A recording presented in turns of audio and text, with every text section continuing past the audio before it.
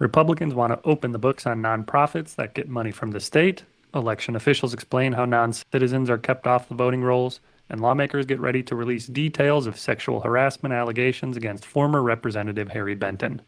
It's Friday, July 24th, and those stories and more are coming up on this edition of Capital Cast.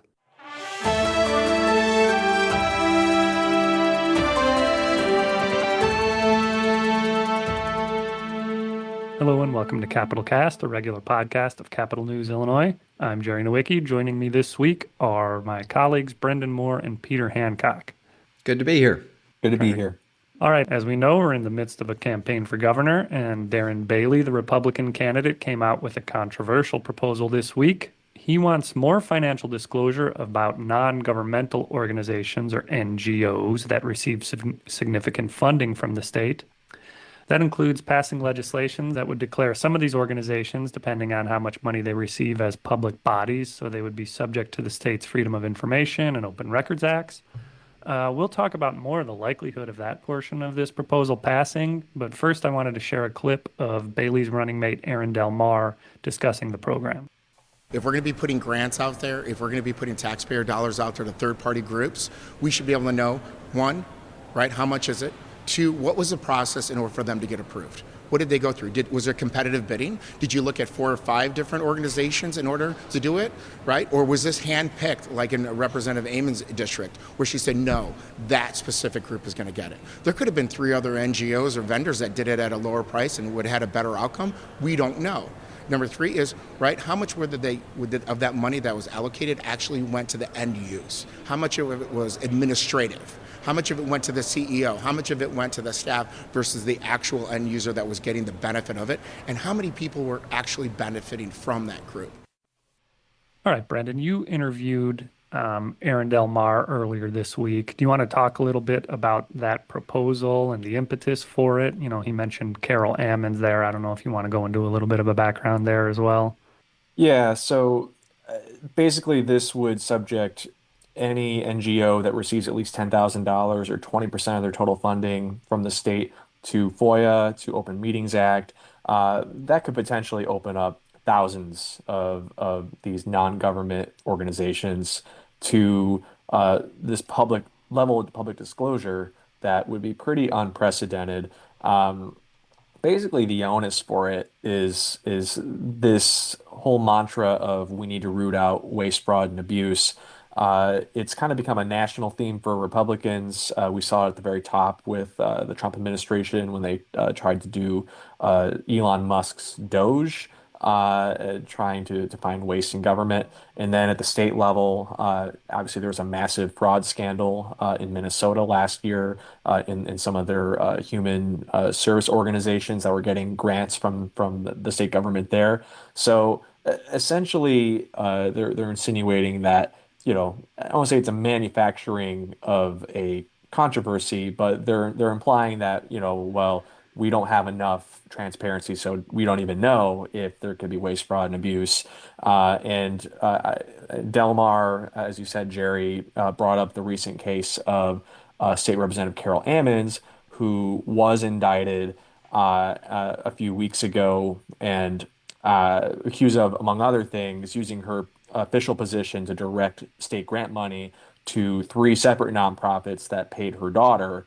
As we know, state reps often get a little bit of money that they can spend in their districts, and often goes to nonprofits. And so he's basically saying that there needs to be more transparency, but obviously this opens up a lot of concerns about, you know, whether it's even constitutional, and you know, the ability of organizations to comply. It's difficult for the state government to comply with FOIA, as we know all too well, and this would just add thousands of organizations to some of those requirements. So it's a proposal that was made by members of the House Freedom Caucus. It hasn't really gone anywhere since it was introduced in February. Yeah, but I was going to say, I don't think we want to put the cart before the horse here, because it's not something, if he gets elected, he could do unilaterally. He does need the General Assembly, and, you know, as we know, anybody can file a bill here, and this has just sort of languished at this point. Like you said, the three members of the Freedom Caucus, and um, long story short, it's probably not going anywhere, is it? No, it doesn't appear to be going anywhere. Again, it's kind of languishing in the House Rules Committee, and it's kind of a bit of a far out there idea, and it'd be hard for basically. I mean, if it did get anywhere, I mean, it would probably prevent a lot of NGOs from applying for state grant funds because they just wouldn't be able to comply with the very strict, onerous requirements. And it should be clear too, Jerry. I think it should be mentioned that state contracts are executed contracts are subject to FOIA right now. You can get them from the state agency. And if the state agency doesn't have it, if it is housed in an NGO, those public records are also subject to FOIA. So this is not necessarily about, the contracts that these NGOs are getting. This would be a go even further than that. So it did strike me that he had a bit of a multi-tiered or multi-pronged approach that he was describing to you. Were there other things he wanted to do just sort of at an executive level for tracking grants? And could they do it, without, could they do some level of greater transparency without the General Assembly? Yeah, the campaign is also calling for a state website to highlight every NGO receiving money from the state. So there really isn't one-stop shop for this specific purpose. There are a lot of sites run by the state that have list all the active grant programs and via searchable database. The comptroller has a website that you can search for contracts and see all the vendors that the state has. And there are other means of doing it, but not specifically for NGOs. So that is probably something they could do just on their own. State website. They get created by agencies all the time. I don't think it necessarily needs a act of the legislature to do that. We've seen Bailey's campaign already kind of do something similar. On his social media, they've been posting past few months. Earlier this year at least, they were posting certain contracts that they thought maybe weren't proper or weren't shouldn't be a priority of the states. So their big thing, the word that Delmar used a lot was transparency. They want more transparency. The Pritzker administration, the governor's campaign would argue that there's already a lot of transparency when it comes to state government, when it comes to contracts in state government, and when it comes to spending. And so, it's just a matter of I guess, kind of where you fall on this, because he did acknowledge to me that, yeah, there are some other, there is an ability to get some of this information already, but like it's either too difficult or it's not all in one place. And so they really just want to put this all onto one website.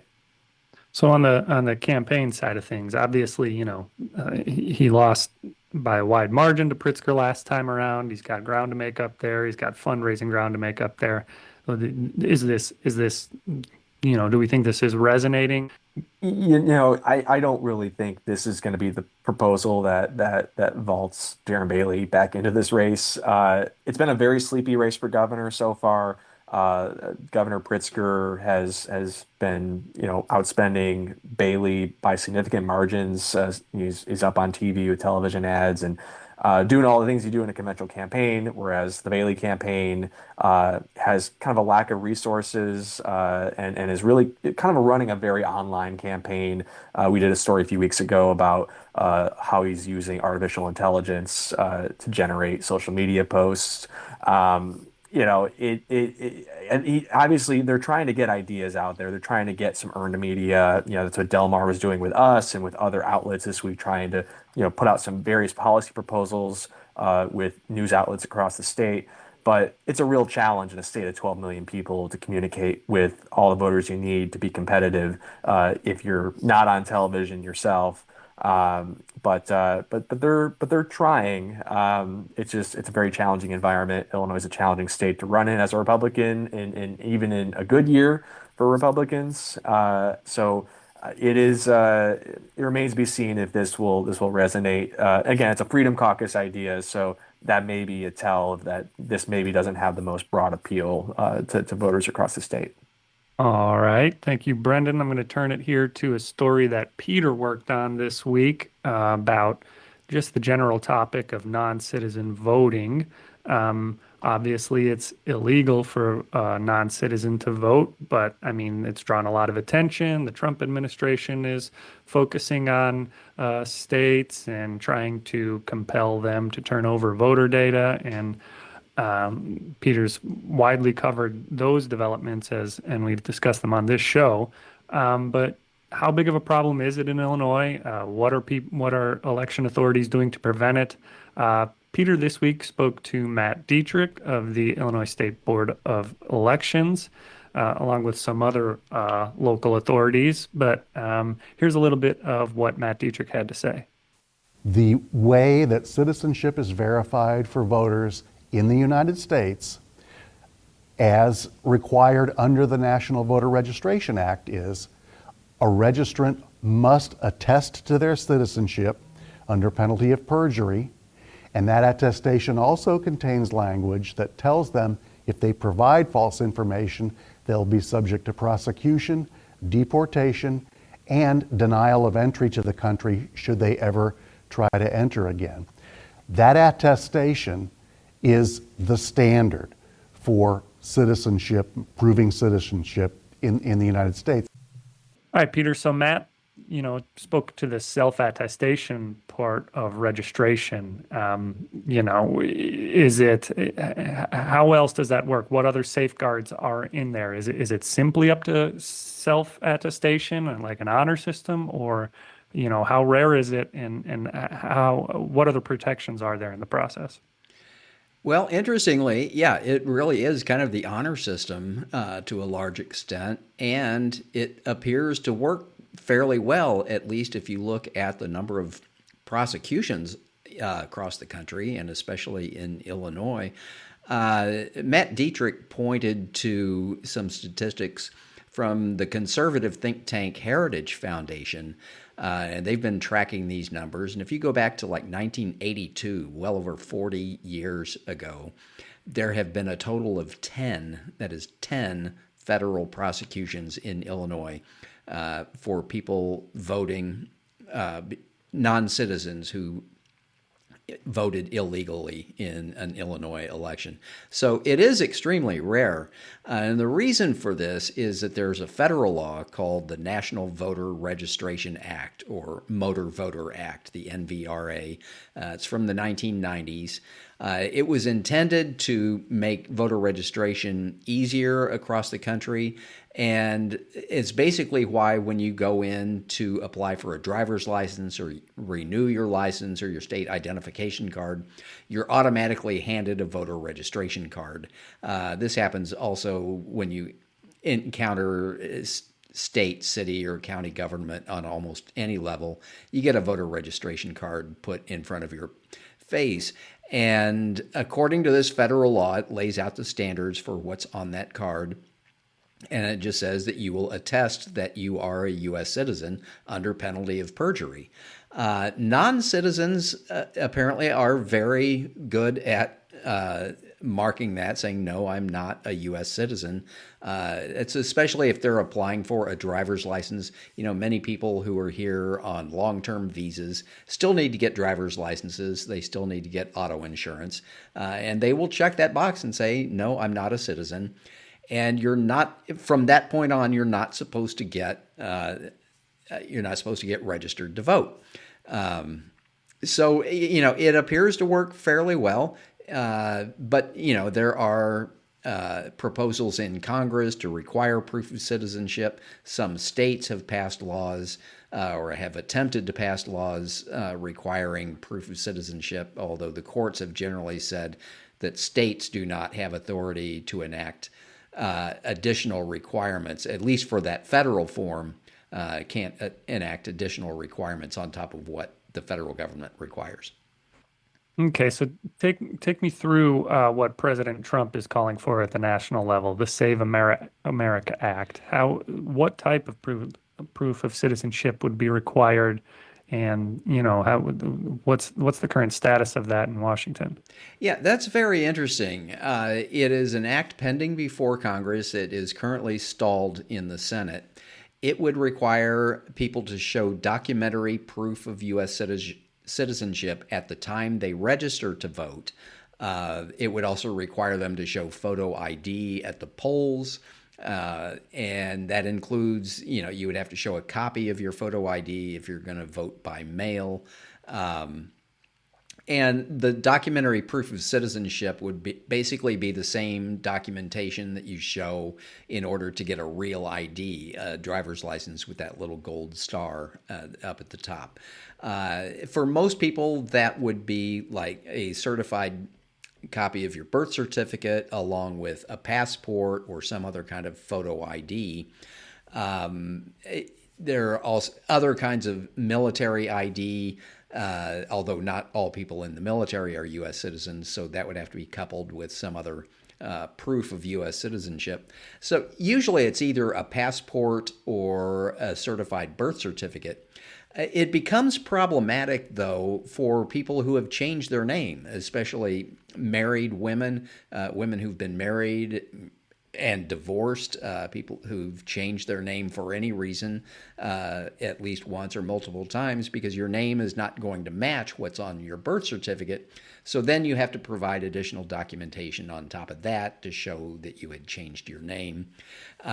In some states where they have tried this at the state level, you also run into situations, and this is especially true among older Americans right now, people who were not born in hospitals who may not actually have a birth certificate.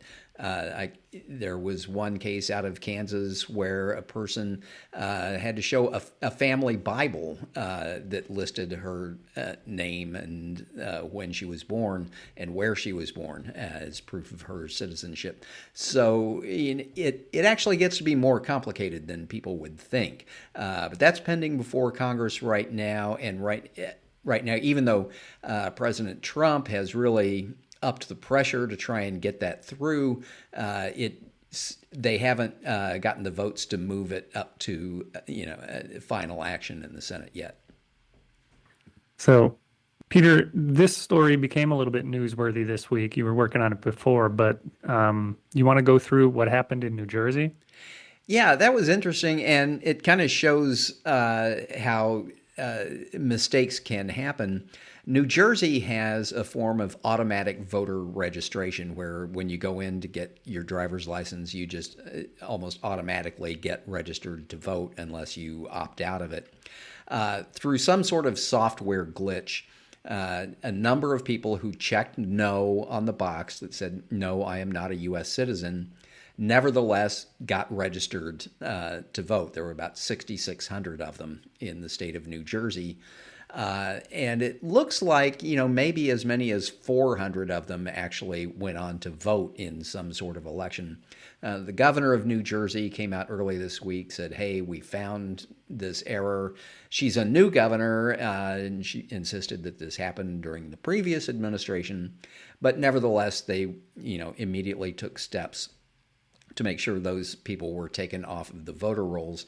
And it's one of those things that kind of feeds into the narrative that says there are mass numbers of undocumented or mass numbers of non-citizens who are getting registered to vote and they're voting illegally in our elections. You have to think that actually 6,600 people out of a state, New Jersey, I don't know what the population of New Jersey is, but it's one of the larger, more populous states. It's still a very small percentage, and an extremely small number of them actually went on to vote. But nevertheless, it does kind of feed into the narrative that this is something that can happen and that states need to be more careful about who gets put on the voter rolls and making sure that only citizens are put on the voters' rolls. Back in our infancy, of Capital News Illinois in 2019, we covered a somewhat similar, much less substantial circumstance in Illinois. I think we passed the automatic voter registration in 2017. And then there was an instance in 2019 that where that program may have went a little haywire and a glitch allowed some people to register incorrectly. You want to remind us what happened then? Yeah, that was a very similar software glitch, similar to what had happened in New Jersey. People checked the no box, and Illinois has a very decentralized voter registration system. It's actually managed at the local level at county clerks and some municipalities. And so when you do that at the DMV, when you're getting your driver's license or your state ID card, if the system says you're an eligible voter, it will just forward your information to the local election official, usually your county clerk, or in some cities, there's a city board of elections.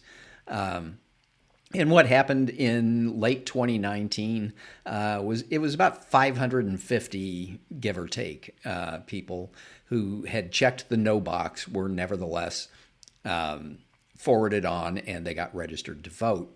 And it looks like about 15 of them actually did cast ballots. One of them voted in 2 elections. They actually figured out that some of those people actually were citizens. They had checked the no box unintentionally or mistakenly. They thought maybe they just checked no, meaning no, I don't need to update my voter registration information. But anyway, there were about a dozen or so non-citizens who at some point had managed to vote in an election in Illinois. Those people apparently were not prosecuted. The Secretary of State at that time, Jesse White, issued letters to those people saying, you were registered to vote by mistake. It was our mistake. It's not your fault. Please don't vote in any elections. We're taking you off the registration list. But he also said, keep a copy of this letter, basically saying, the Secretary of State's office was taking responsibility for it in case those non-citizens were ever questioned about it, if they ran into any kind of immigration trouble or if they're, deportation proceedings or anything like that. He wanted to make sure that they didn't suffer because of the state's own mistake. And it's important to note here that I think in your conversation with Matt, he assured us that the Secretary of State, Jesse White, at the time, completely overhauled that system almost right away to where if you check no, it won't even bring up the registration process. Do I have that correct? That's right. As soon as you check no on that box, then you're taken out of the voter registration process and nothing is forwarded on to your local election officials. So they say that glitch has been fixed in Illinois. I assume it's also being fixed with an equal speed in the state of New Jersey and anywhere else that has happened. And you had mentioned local election authorities. So another source you spoke to for this story was John Ackerman, who we reach out to. Quite frankly, he's a great spokesperson on a lot of election issues, really helps you understand what the people on the ground level are doing. What did Mr. Ackerman tell you about, upkeep of voter rolls? Yeah, and that's the other thing in Illinois is that it's really up to local officials to maintain the local voter registration lists. And they all have procedures that they go through sometimes every year, at least once every other year. The most common one is that they mail out some sort of notice to registered voters in a form where if that person no longer lives at that address, it gets returned. It's never forwarded anywhere. So you send out a card, or in state in even numbered years, they will send out a reminder that you're eligible to apply for a mail-in ballot. If those things come back as no longer at this address, then it initiates a process where the local election officials will then try to verify where the person is and whether or not they need to be taken off the voter registration list. You might check to see if they have registered at some other address in the meantime. There's also a system. It involves multiple states, about half the states, called ERIC. It's Electronic Records. It's an acronym. Basically, it's a pact between about 25 states that share voter registration data as well as motor vehicle data, so that if you move from one ERIC state to another ERIC state, both states are automatically notified. And so you're taken off the voter rolls in the state that you moved away from, so that you can be added to the voter rolls in your new state. About half the states are participating in that. Some other states are more restrictive, or that they're a little leery of that system. But anyway, that's another method that they use just to keep their voter rolls up to date. And it's also kind of interesting that even in small rural counties, one of the things that John Ackerman pointed out is that every day something's happening. Somebody is turning 16 or turning 18, getting a driver's license. They're getting registered to vote. New registrations come on, people die. There's also a method for election officials to be notified of deaths that occur, so people come off the voter rolls that way. They're moving, whatever. The voter registration rolls are changing on a daily basis, and they actually upload their most up-to-date information nightly. They upload it to the Illinois State Board of Elections so that they can compile the statewide voter registration list. And the state does maintain one combined list, but they insist it's a list put together by 108 local election officials, and they just kind of provide some administrative assistance and maintain the one statewide list. All right. Thank you, Peter, for that informative story. I will go back to Brendan here. Brendan, we're going back to a story that we've covered quite a bit, and it's not going away, certainly for House Speaker Emanuel Chris Welch. A legislative panel voted unanimously to release the Inspector General's report into sexual harassment allegations into Rep. Harry Benton, who has since resigned. You've been covering this story, Brendan. Give us some details on what the Legislative Ethics Commission decided and when we might see that report. Yeah, so they voted unanimously to release this report on Thursday. It kind of became a foregone conclusion. There's been some reporting done by our friends at the Tribune that casts some maybe a negative light on how the Speaker's office handled a previous allegation of sexual harassment against Harry Benton.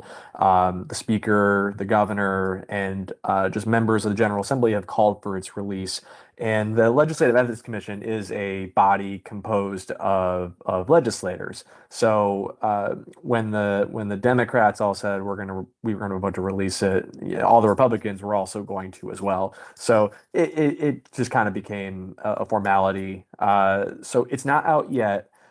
They still have to do some redactions, protect the some identities of maybe some complainants that are named in the report. Former Representative Benton will also have an opportunity to request some redactions. So they're thinking that we may see this by July 31st, which is next Friday. We'll see if they meet that deadline, but it's going to come out. I think we have to maybe temper our expectations a little bit, though. The Legislative Inspector General's purview here was very limited.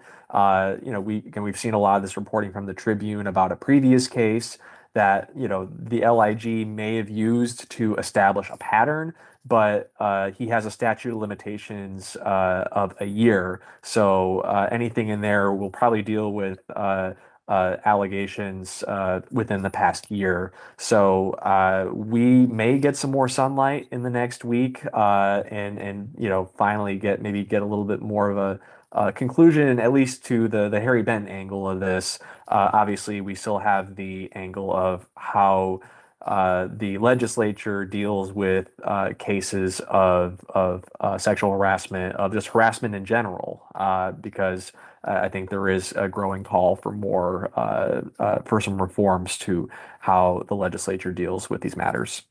Right. That Tribune story really threw a new layer into this because there are essentially two sets of allegations here.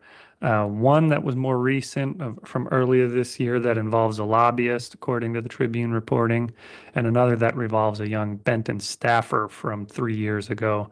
And it appears, according to that Tribune report, that Welch knew about the 2023 allegation, but it might not be described thoroughly, if at all, in the report we're going to see this year. So there's going to be a lot more to follow on this story, I think, as we go along. And Speaker Welch is going to have to stand up and address it at some point, as we've said before. Yeah, I think that that's a fair assessment.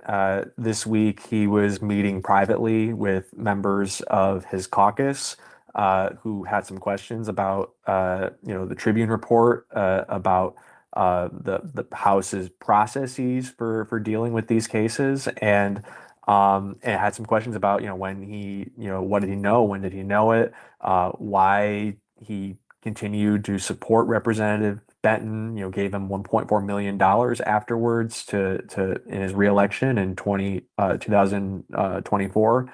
And then again, I think there is going to be a push, especially from the House Women's Caucus, to reform how these harassment cases are dealt with.